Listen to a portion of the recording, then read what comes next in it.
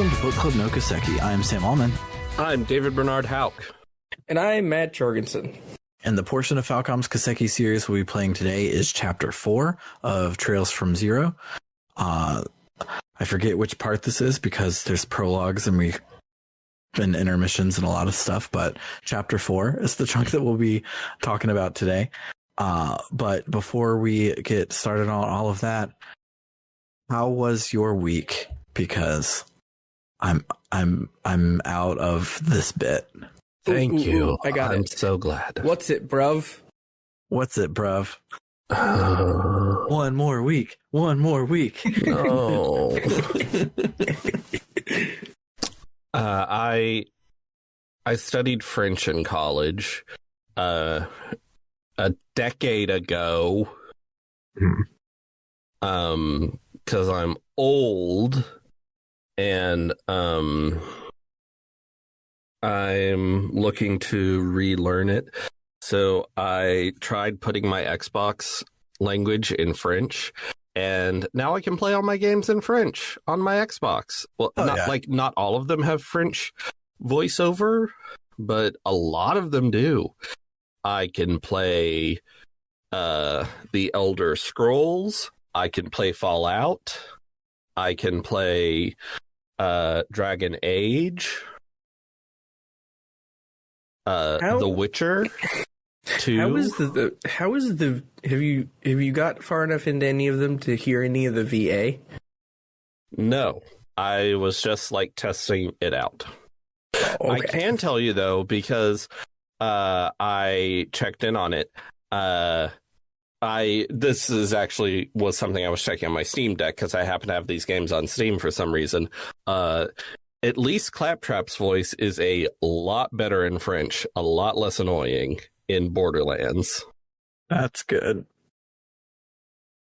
Because Claptrap is his voice is fine, and then he says a second sentence, and you're like, oh. Yeah. I'm not prepared for this. Yeah, there was a certain way that we all were from 2009 to 2013 when we were in college that has not grown up well, and Claptrap is very stuck in that era. Confession? You were the voice of Claptrap. No, but Claptrap still works on me. I don't feel good about it either. I'm real excited to. I'm gonna start with Oblivion. I think that'll be fun. That's a good one to start. It'll with. probably be weird and bad and hilarious. Mm-hmm. I'm pretty sure the Xbox version of Oblivion will let me play it in French. I didn't actually check that one specifically, but I looked into it. I think it should work. Yeah. But yeah, it's so cool. I have these Xbox 360 games digitally, and I can just switch the language on my Xbox, and now I have the French version. That's cool. Very cool. I have been playing Atelier. That's the one. And I have not been playing it in a different language, but because the 3DS is dying next week, it has made me want to play my 3DS a lot. And so I might pick up Dragon Quest XI 3DS again because it's good. I think it's in Japanese. You might be able to do two birds with one stone. I thought there was an Atelier game on the 3DS. There fucking probably is.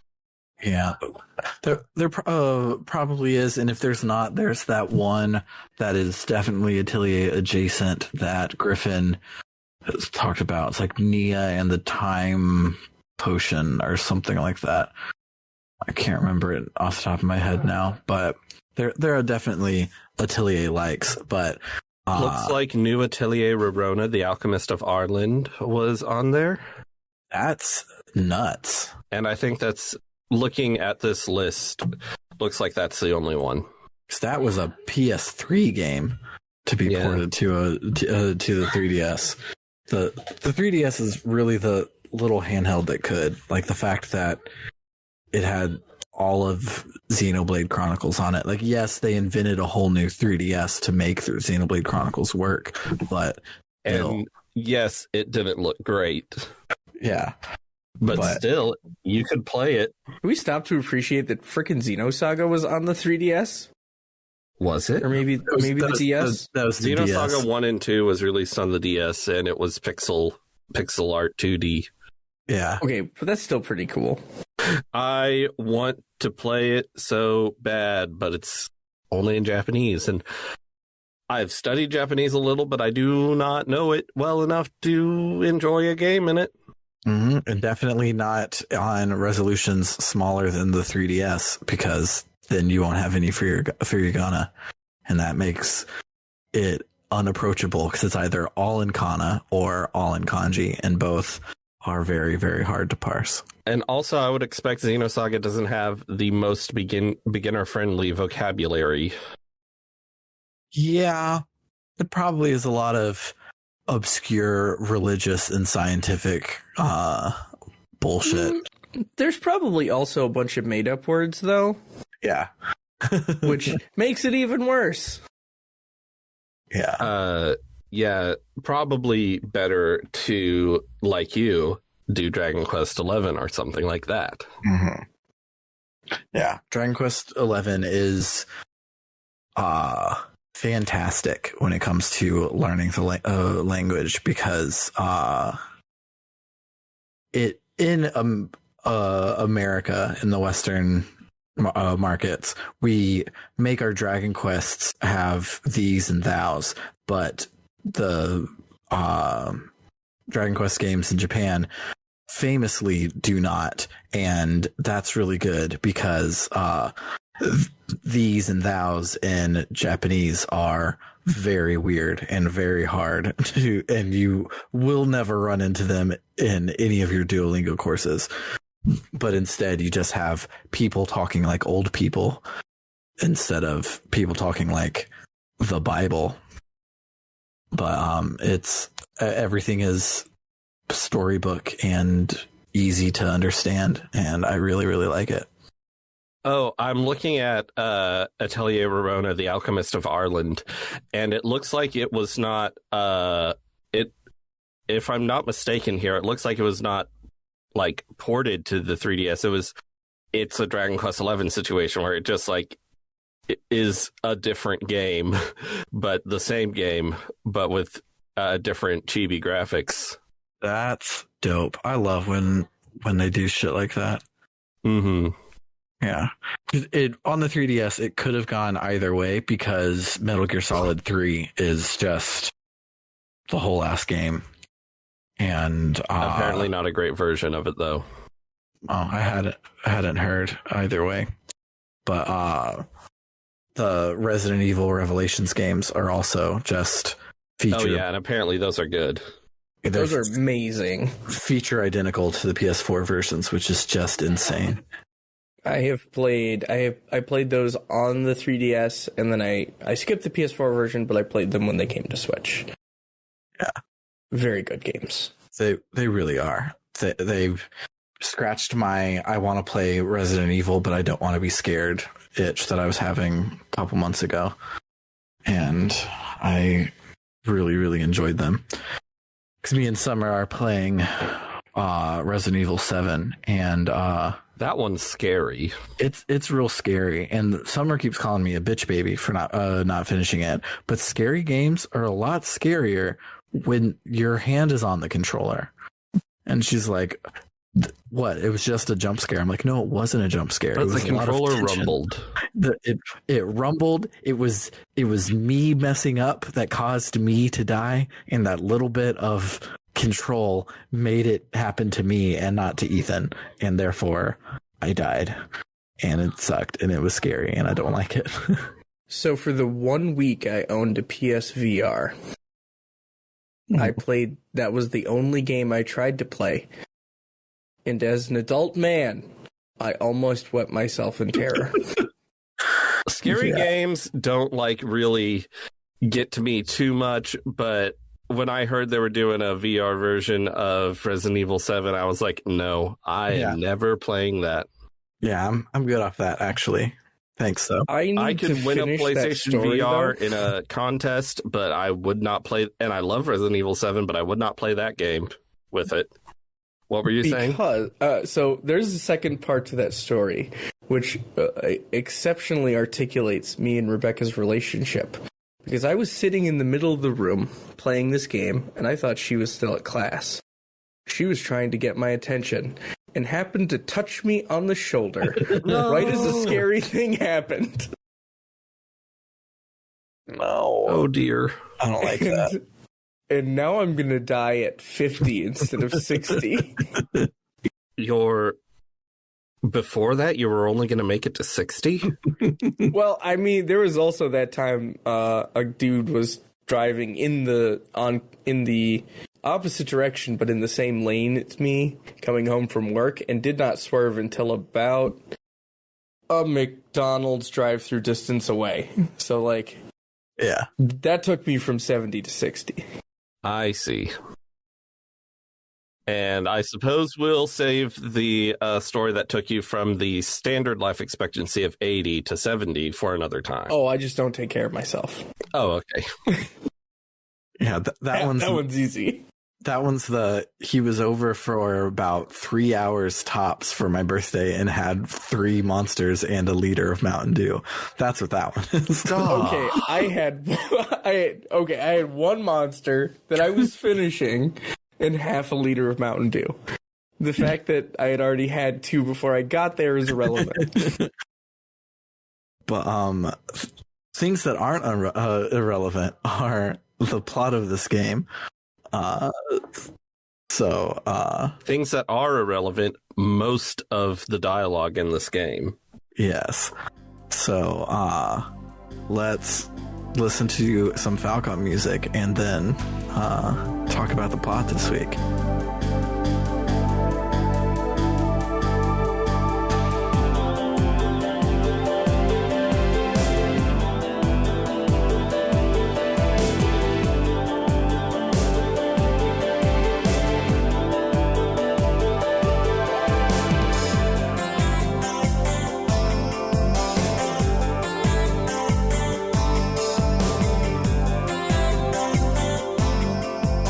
Okay, so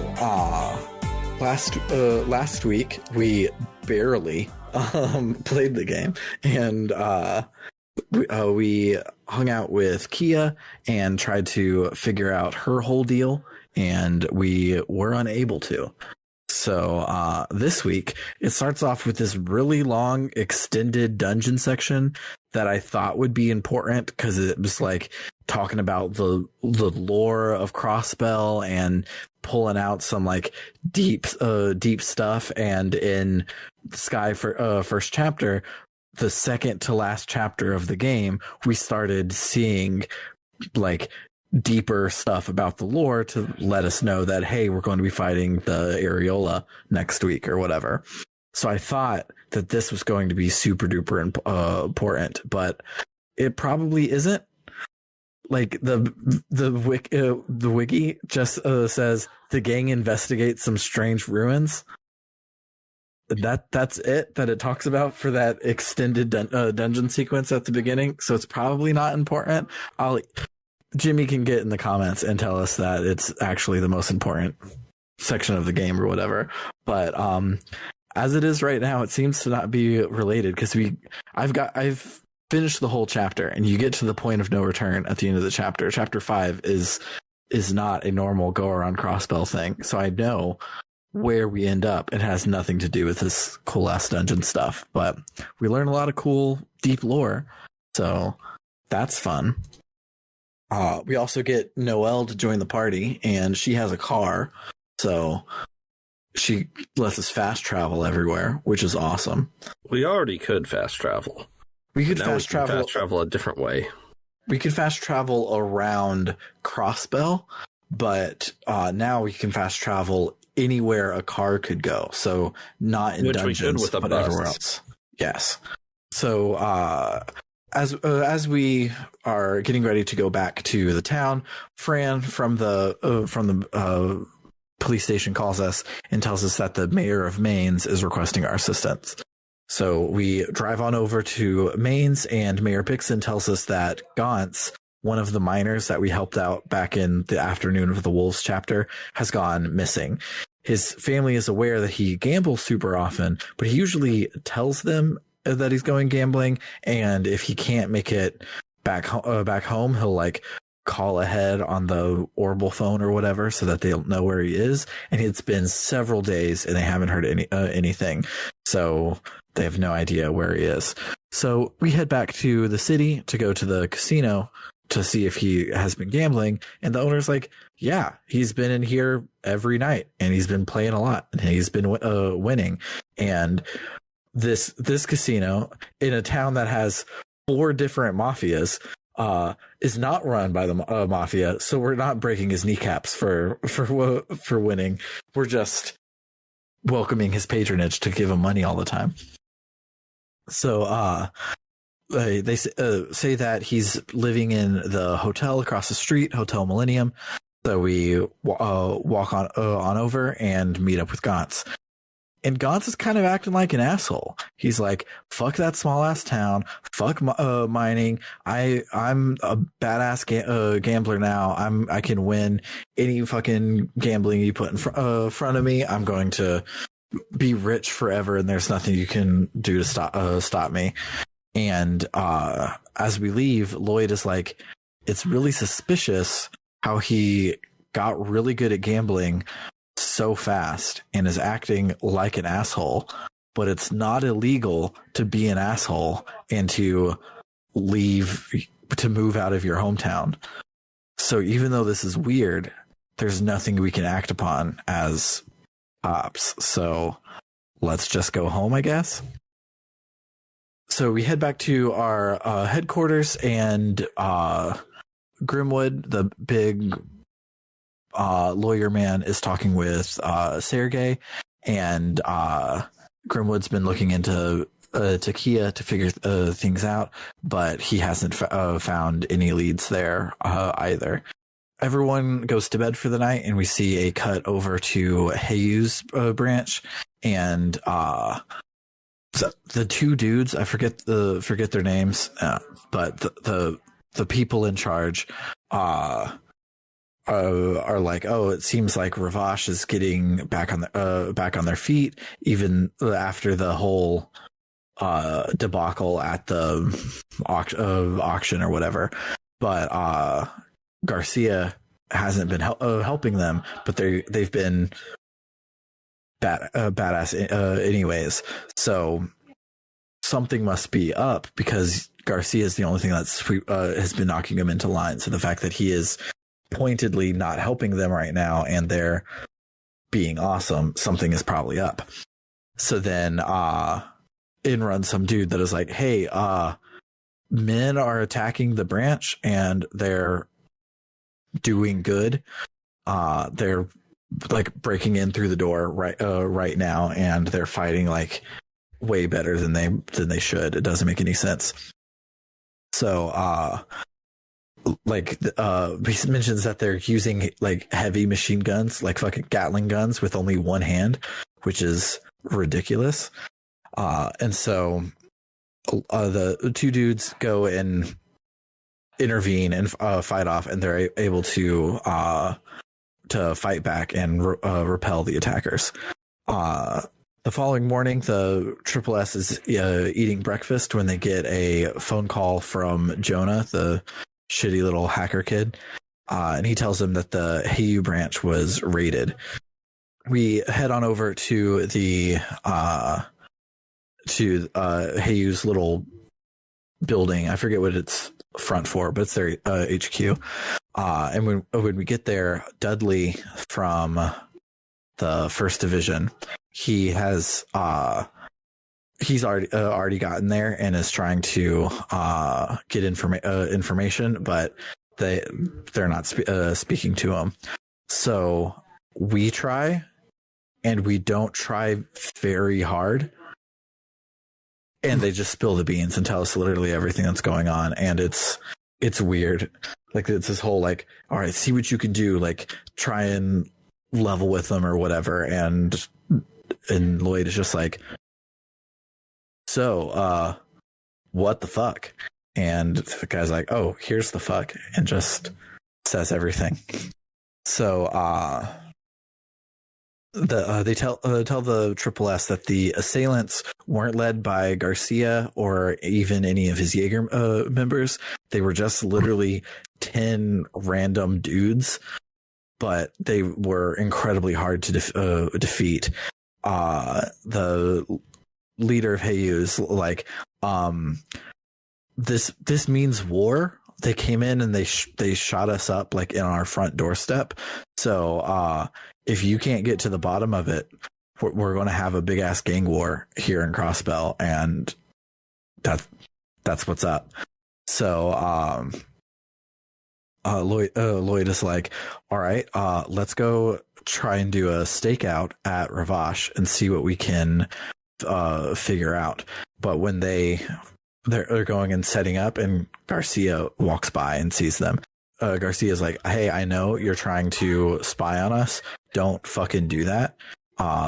Leave us alone and mind your own fucking business. So Lloyd asks him, hey, Garcia, you're a really good man leader. I don't know what he actually said, but you're really good at tactics and shit. So would you ever just run in the front door and be super reckless and fire heavy machine guns to get things done? And Garcia is like, the best case scenario is always the one with the minimum casualties. And the group's like, yeah, I thought so. This definitely didn't seem like Garcia doing anything. As they're leaving, in comes Grace, the newspaper lady, and she says that the raid was done by newer members of Ravash that were trying to make a name for themselves. And we talk with her to figure out what she knows and everything. And while talking with her, we get a call from Bixen to come to the casino because Gantz is getting more and more aggressive. So upon arriving at the casino, they find Gantz and Lecter gambling together, and Lecter is somehow able to beat Gantz in every single match, but Gantz is not happy about it and keeps like exploding and getting angry.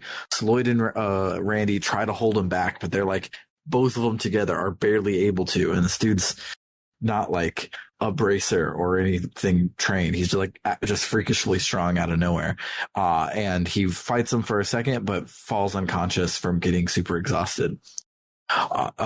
Grace theorizes that Gantz may have used performance enhancing drugs. And so Lloyd asks the mayor if they can search Gantz's stuff for clues to see if they can find anything. Bixen is like, sure, but make sure his identity doesn't get out about this. Like, keep it hush hush. Like, he's a good kid. I don't want him to be marked down as a drug user and a felon forever. And we're like, sure. Upon searching all of his stuff, they find a bag with some strange blue pills inside. And Tio sees them and it like visibly reacts, but she doesn't say what they are right now. We return to headquarters, and Lloyd and Sergei believe that all of these incidents are tied together. I want to point something out real quick. Go for it. So they find the blue pills, and they're like, for one thing, they're like, whoa, how can something be that blue? That's weird. And I'm like, pills can be blue? That's a normal pill color. Anyway, what I really want to point out is that they're like, now, I think Lloyd says, now we can't be sure these are illegal drugs. It might just be some harmless medication that he needs. But they still take the pills with them. Mm-hmm. So I hope it's not medication. Yeah, they're just like, these might be like his steampunk EpiPens, and as long as he'll need them just in case he gets allergic to anything. So we'll take them far away from him to be safe. Yep. So Dudley arrives and informs the team that the First Division was also investigating the drugs, but the higher ups in the department were like, "Yeah, a drug case that's below you as the First Division. You should just focus on the mafia case and forget about the drug thing," which is sketchy as hell. So Dudley is like, "Well, since I'm not allowed, you guys should go investigate the drugs. I will concede and let the Triple S do a thing finally." So the team heads off to the hospital to ask the doctor, the fishing doctor. Gunter, I think. Gunter, yeah. His first name is Joaquin, but we're not on a first name basis. He's a doctor. I gotta show him some respect. He's that fishing guy. So they ask him to study the drug, and he says that he doesn't recognize it right away, but he has some theories, but he'll have to check it, and it'll take a while. And so we go to leave the hospital, and Tio faints like 2 steps out of the hospital. So we rush her over to Cecile's room so that she can recover. And when she wakes up, she tells the group about her past. And she says that she was a victim of a cult, not unlike Ren's cult. I don't know if it was actually the same one or not. I'm sure we'll find out because Ren is an important character in this game. But same basic thing, just Tio's branch was about testing drugs on the kids instead of all of the really horrible shit that Ren went through. Just normal shit. Yeah. Like testing drugs on children. Yeah. And so the drugs that they were testing were trying to like unlock the kids' or potential or something, because they were trying to find Gnosis with a silent G in English. It does not have a silent G in Japanese, apparently. Yeah, if you listen close to the voice acting and don't just tab through the box as soon as you finish reading, which is what you usually do, you might notice that they're all pronouncing it Gnosis. So, Gnosis, silent G be damned. Tio's group, I forget what they called it, like a hideout branch, something, whatever. Lodge. Her lodge of the cult. Everyone else had died from the drugs at the point that Guy came in and saved her, as we learned a couple chapters ago. So she's like, yeah, shit's fucked. I'm kind of fucked up by this, and I haven't felt comfortable sharing it, but now I'm sharing it with you guys. And the team's like, you can always share stuff with you or your family. Like, thank you for opening up, and it's a really cute family moment. They return back to headquarters, where Sergey fills us in more on the background of the cult. It apparently is the D ... but the dots are in a triangle, G cult. Apparently that's the therefore symbol, but in the famous words of Randy Orlando, what the fuck is a therefore symbol? I like to think I know a thing or two about things. I've never seen that symbol before. I took a college level logics class where we wrote out like logical statements in like basically math, and I've never seen that therefore symbol before. But anywho, D therefore G, and they know that I'm never pretty found sure they just call it DG and leave the therefore unsaid. Yes, they do. So it means D therefore G, and they don't know what the D stands for, but the G they found out stands for Gnosis, and so they're like, oh shit, is the cult working again? Like, are there more kids in danger? Like, what's going on? We need to get to the bottom of this. So they get ready to go in and investigate some more, and Mayor Bixen calls them and says that Gaunt's has disappeared from the hotel. Planet. From the planet, basically, but disappeared from the hotel. He's gone missing and they can't find him. So they take Dudley's notes of the people that they've been following that are suspected of taking the drugs, and they go to check in on all of them, and every single one of them has disappeared. One of them is the neighbor to Hayworth and his wife, and his wife gets a really cool scene where she's like super caring and taking care of everything, and it's really cool and awesome. And I hope that Hayworth isn't the secret bad guy. So after you go around talking to everyone, Lloyd gets a call from Dudley, who's like speaking super panicky, super in a rush. He's like, "Oh my, like you got to get to Ravash's headquarters like right now." And so we head over there to see what's up. And Tio, using her drug superpowers, we all thought she was a robot, but now she just has drug superpowers apparently. And so she uses her senses, and she only can sense one life sign in the entire building. And we go inside, and that life sign is Dudley. He says that him and the first division were just here, but then there was a bomb threat out at the airfield, so they were pulled away, and they were like, "Oh, we'll leave somebody behind." But the higher up specifically said, "No, this is important. Everybody go to the bomb threat." And then when Dudley hurried back, the whole place was completely empty. And so Lloyd is like, "Well, when we were investigating things on our side, we think that the cult might be making the drugs and giving them out, and this could be like more than just a mafia thing. This could be a big like crisis." So Dudley's like, "Well, you've impressed me for finding out things I couldn't, and even though you don't have a warrant, you're worried about doing what's right, and you're running in guns blazing, and I appreciate that. So I'm going to join the party real quick."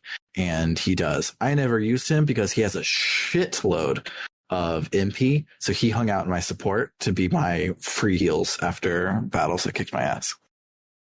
When I get a new party member in this game temporarily, I don't want to break up the gang of 4 people. Yeah. Like I'm not gonna swap out Kramer for Putty, right? So the 5 of them start exploring the headquarters, and this dungeon is huge. So at first you have this like small-ish like pixel hunting dungeon where you have to go through all the different places and find the right pixels that'll get you this item, and then you go over here and you do the thing, and it takes a non-zero amount of time, but it's basic. And that is how long every dungeon in the game has been so far. So you're like, cool, I'm going to go through here. There's a healing point outside of the store. I'm going to go through here, and we're going to be at the end of the chapter. But then there's 3 more dungeons to get through. On one side is all the mob boss Marconi. He's been gathering archaisms, robots, and they go haywire and start to attack you. And so you have to get through all of his robots to find a key. And then on the other side, he's been illegally breeding monsters, because that's fucked up. And so you have to fight through all of his monsters to get a different key. And each of those dungeons is larger than any dungeon we've done so far, except for maybe the one last week, the church one that we just skipped over because it ended up not being important, but it was a pretty sizable temple dungeon. Was pretty big, but yeah, there's at least 2 dungeons worth of dungeon. Yeah, and then after you get both of the keys, you're like, okay, now there's a save point, and I'm going to go through the save point, and fight the boss. And there's a little bit more dungeon, not nearly as big, but a little bit more. And then you go through and actually do fight the boss. So after you get through the boss, which is a big giant robot, you get into Marconi's office and you investigate, looking around, and sure enough, he has a ledger of all the people he sold drugs to, which, like, in way too many media properties, people take notes of all of the drugs that they've sold, and that's the thing that people always find. And I'm not saying this from personal experience, but don't do that. Don't just don't leave a paper trail for your illegal drugs. Seems like a bad idea. If you're worried about accounting, just put accounts paid as the name. Yeah, don't write drugs. Accounts paid, allegedly for all of this. Accounts paid, services rendered. That's all you need to put down. Mm-hmm. Allegedly. But, so the team is like, well, what do we do? This is pretty big. Surprisingly, I was not expecting this. This did not feel like the moment for this, but Luna the cat walks up and is like, hey, this is the point of no return for the game. So if you want to go do side quests, go do them right now. Lloyd's like, if we step through this door, there will be crossing the point of no return in more ways than one. And I'm like, are we? Yeah, it's not a very climactic moment for it to be the point of no return. Like, in like the platonic ideal of the point of no return for me is the one in Kingdom Hearts 1, where it's like, okay, you're literally about to walk out into space and punch Ansem in the head. This is a big dramatic moment. This is the last save point in the game. Do that what you will. And this was definitely not that. It's like, hey, you know this guy's house that you've been in the whole time? You're going to walk through the door and he's not even going to be there, but that's the point of no return for this game. So Lloyd is talking with Dudley, and they're like, what's the plan? What are we going to do? And Lloyd is like, well, we got to get the Bracer Guild involved.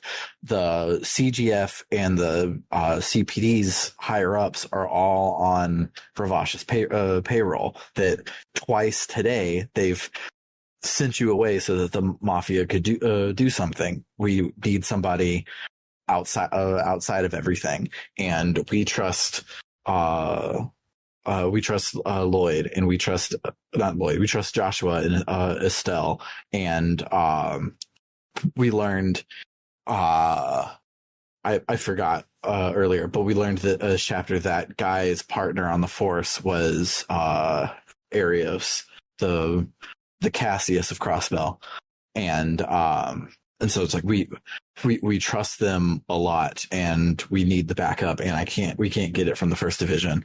And Dudley is like, yeah, that makes sense. I'm going to head back to the police department, see what I can find from see if I can get us any help from the Second Division, who might not be on the payroll as much as the First Division is. And Lloyd is like, okay, cool. Let's save our game and jump headlong into Chapter 5. So we save our game. And that's the end of this section.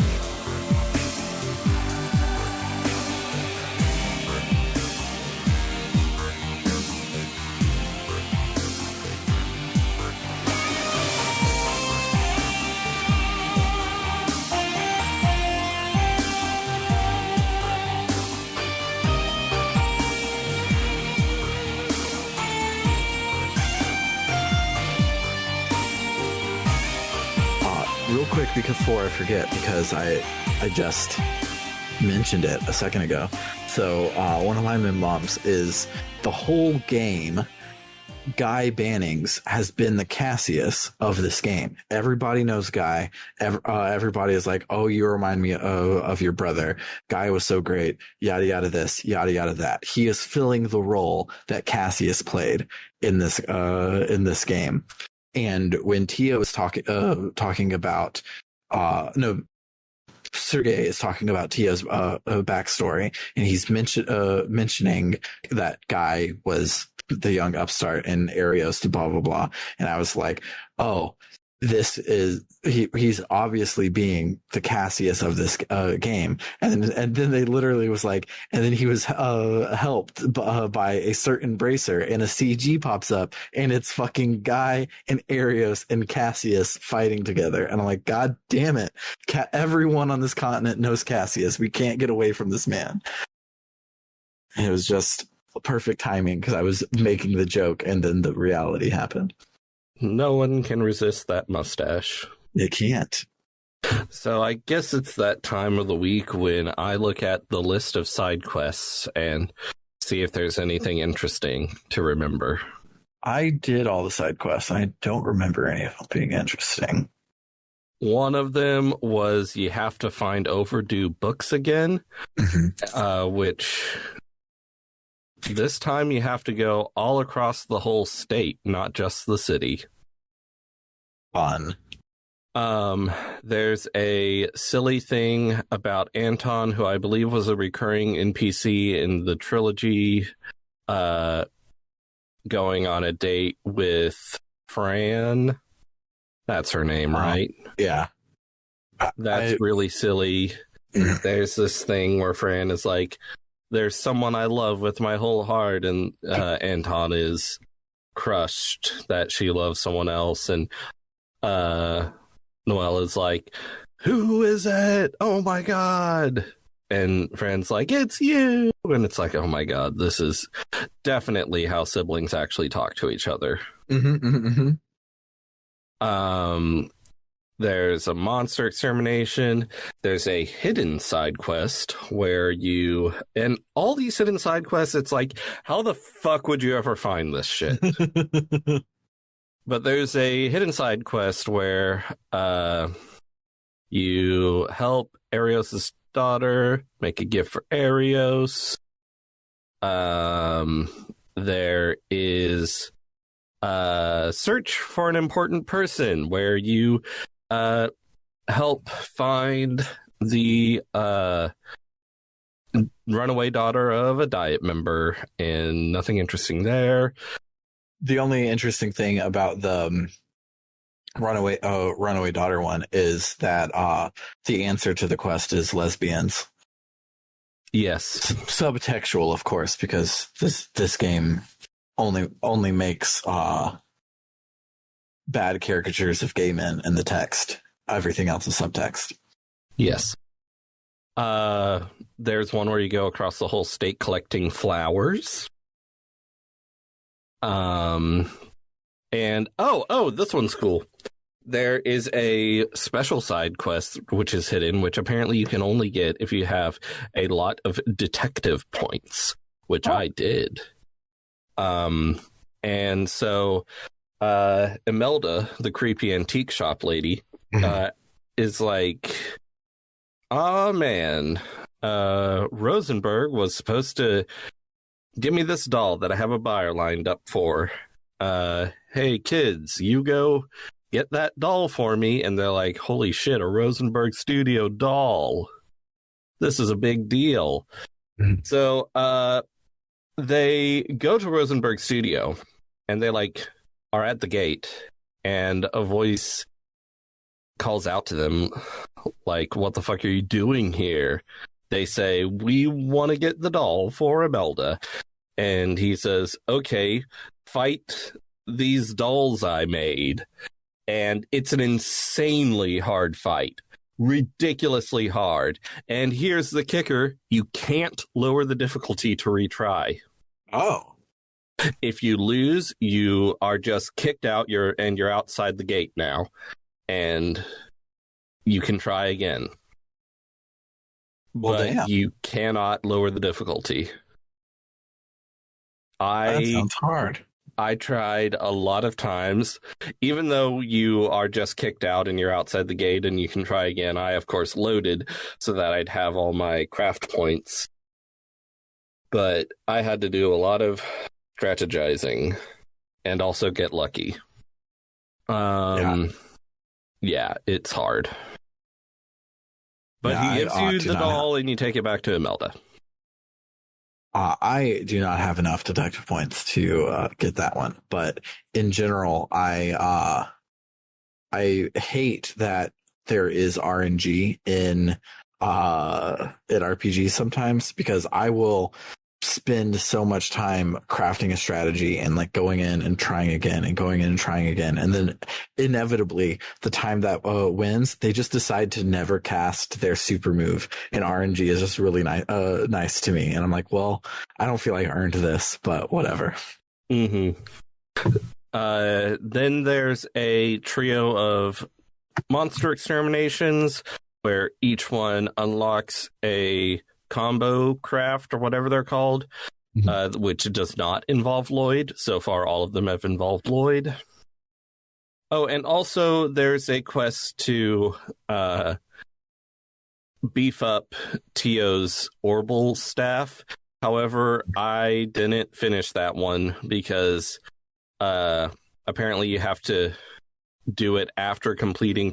Basically, I didn't have time. Awesome. Yeah, it's weird that there aren't any like extra juicy side quests, because this is now at the point of no return. There's usually it like in most games, they're like, okay, well, now's your last chance to do side quest. Here's where we're going to put one that's like way too long and intricate and involved, because this is the part where people are going to reload their save and keep playing from. But kind of light on anything interesting this time around. Mm-hmm.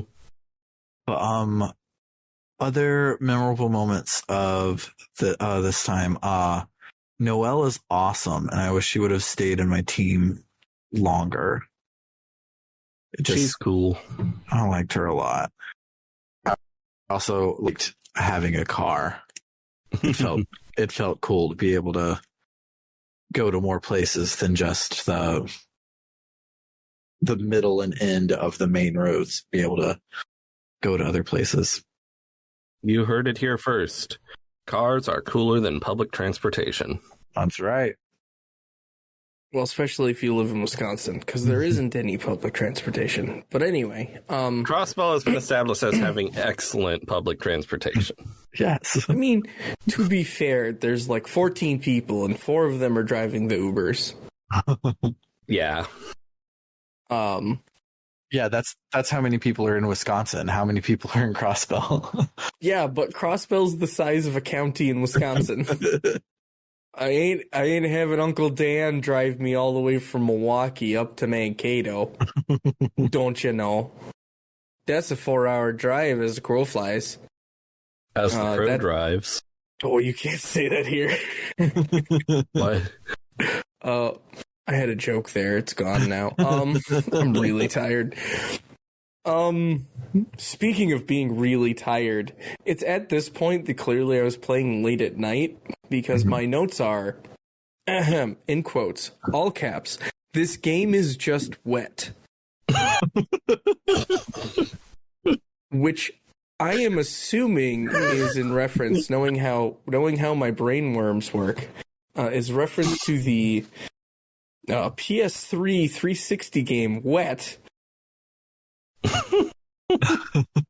I have, I'm not very familiar with that game. I've heard of it, but I wouldn't know what qualities it has, which are similar or dissimilar to The Legend of Heroes: Trails from Zero. Yeah, I had never heard of it, and looking it up, I don't see the resemblance, but I'll believe you. I'm Googling wet Xbox 360, and I hope I get a picture of a wet Xbox 360. Nope, just pictures of the game Wet. This sure is a 2009-ass game. It really is. I am assuming that it has to do with the number. Yeah, it's the number of gangs in this game relative to the people around you.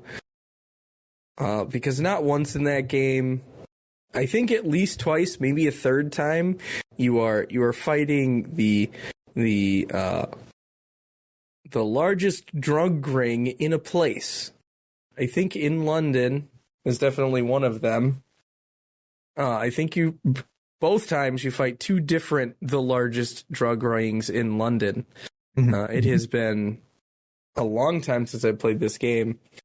And I don't know how tired me remembered any of this, because I only remember that I finished this game because occasionally I go through my trophies on my PlayStation and I'm like, oh yeah, I played that game, didn't I? All right, you heard it here first, folks. After we finish this game, we're gonna play Wet.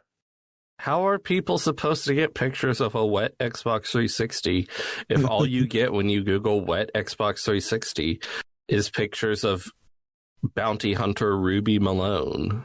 I think you have to turn your safe search off for that, Bernard.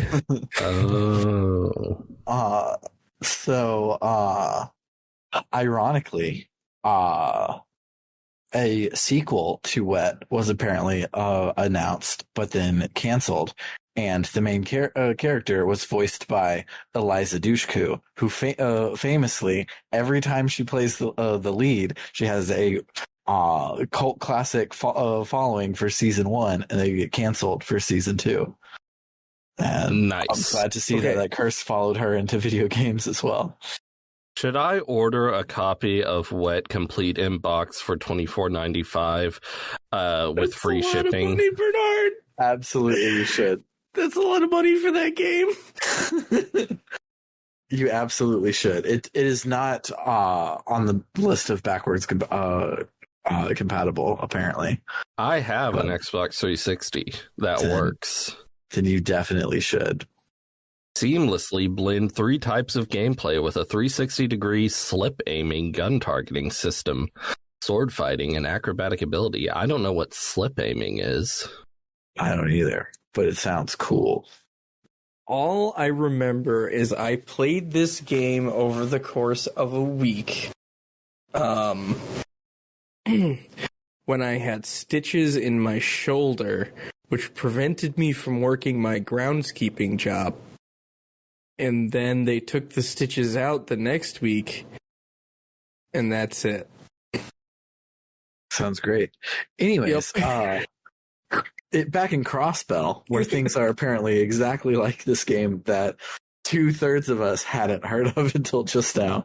So hopefully 2/3. I had heard of it. Oh, okay. So 1/3 of us said I'd heard of it. I misheard. But anything in particular about this game and not about Wet that you wanted to bring up, Matt? Not really. It's been so full disclosure, sports fans. I finished this game a while ago, which was a mistake because my brain don't work so good. I have things to say about the final boss fight, but not this chapter in particular. Cool. Yeah, I really liked this chapter. I also beat it a while back. As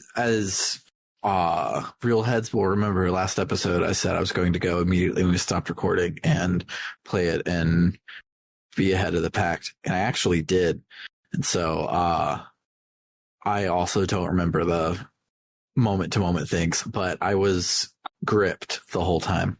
I really like Kiseki, and it's kind of running out of ways to say that this game is really good. And even though nothing necessarily juicy happens, all of it was good and fun, which has basically been par for the course through the whole series.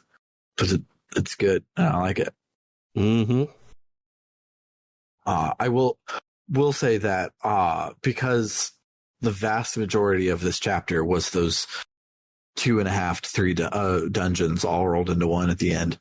The battle parts of the game, I had a whole lot of fun in the battles, and realizing that so in a JRPG, you come to a new town, you run to the weapon shop, and you buy new weapons. But when it's not a new town and it's just the next chapter, weapon shop, I keep forgetting to go and get new weapons. And so I had apparently not been to update any of Tio's slots for level 3. And so I get Dudley and I'm like, well, I only need you to cast healing spells. I'm going to steal all this other cool stuff that you have and give it to other people. And I went to give some to Tio and I couldn't. And I was like, well, crap. Now I have to find a way to make this all work and still not use Dudley because I can't break up the team. But yeah, I spent a lot of time in the menus and making things work out and purposefully not using Ellie's new S-Craft, even though it's really good, because having interruptible full party heals that also bring you back from the dead is overpowered as shit. And Ellie rules.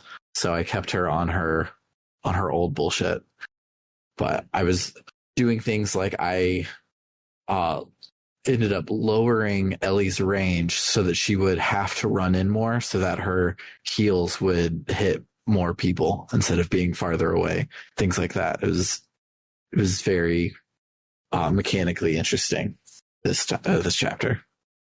I wasn't listening to you because I was looking at the Wikipedia page for a game by the developers of Wet called Naughty Bear. Oh, God. Oh, no, I remember that. I have vague memories of this. I never played it. They used to show commercials for this game during WWE. And while I myself have never been a fan of wrestling to any great extent, I do have siblings who were. Oh, this group made the Grinch for the PlayStation, which tells me everything that I need to know. They made the Grinch for the PlayStation? Interesting. Yeah. Having watched many a speedrun of the Grinch for the PlayStation, I do not doubt that they would make something called Naughty Bear. They made a lot of licensed games, and also I got really excited when I saw Dante's Inferno on their Wikipedia page, but that was actually developed by Visceral Games, so I don't know, maybe they developed the PSP version. Okay, yeah, there we go. It looks like they do a lot of port work, or they did a lot of port work. Yeah. Oh, they also did High School Musical Live in the Dream for the GBA, which is the worst game that I have on my retro box. They have a game coming out, or that appears to maybe be out, called Hooked on You, a Dead by Daylight dating sim. Oh, that one came out. There was an article on that one recently that it didn't apparently it didn't go hard enough. It's just one of those, wouldn't it be wacky if a game were a dating sim games? Yeah.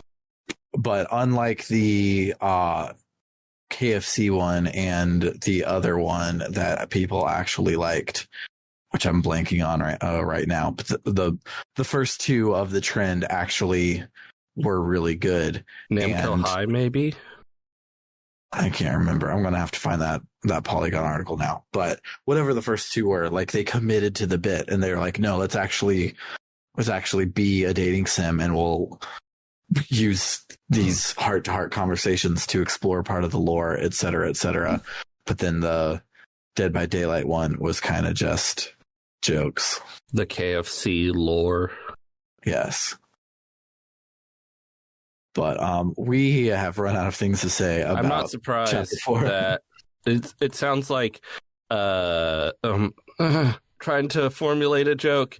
Said Dead by Daylight didn't commit long enough, but it sounds like KFC doubled down. That'll do it for the week. This episode, as usual, is a timed exclusive for our Ko-Fi supporters. Shout outs to all of you who keep the lights on and make things cool as hell. If you are listening to this in the podcast feed, you can head on over to www.rpgbook.club, where there will be a few extra episodes waiting on you when you donate. We now have membership tiers. So if you donate $1 more a month, you get all of the regular stuff. That is the Book Club no Kiseki episodes a month early, as well as voting on all of our polls. But if you want to up your donation to $5 a month, we'll also shout out your name every episode. So shout outs to Floris, Kaldron, Freddie Rodriguez, Bernie L. Taylor, AA Ron 524, Anthony Lerma, Vim K, JFro Prime, and Doho. And if you like us a whole lot, you can bump us up to the $20 a month tier, where we'll also read a one-sentence plug of your choosing. And if you are on the Ko-Fi feed right now, you can still get this. So head over to itch.io and get the Tabletop RPGs for Trans Rights in Florida bundle. It gets you 505 items for just $5. And if you, and our other $20 a month supporter, Carr, is a dentist. So his plug is not for his Twitch stream, but for your mouth. And he reminds you to brush your teeth twice a day, most importantly, right before you go to bed. For Book Club no Kiseki, I have been Sam Ullman. I'm David Bernard Hauk. I've been Matt Jorgensen. Adios, amigos.